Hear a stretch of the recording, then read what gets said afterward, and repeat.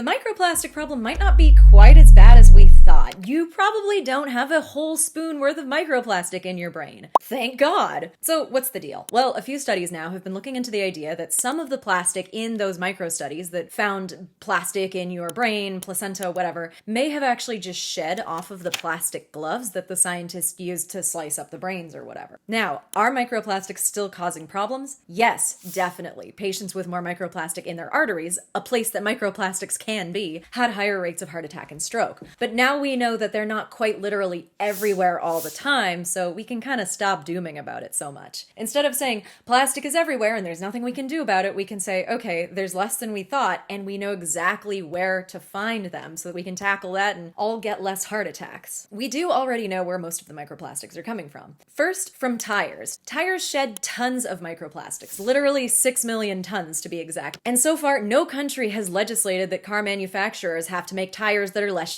shitty. I said sheddy. Second, from plastic clothing that gets thrown in the washing machine, which has a very simple solution. Making washing machines have microplastic filters, mandating that as law. And finally, nurdles, a thing I just learned about, or these little plastic pellets, a very simple solution, stop dumping them in the ocean. So, two pieces of good news. First of all, the problem is not quite as bad or widespread as we thought, and second of all, for the bad parts, we know exactly how to tackle them.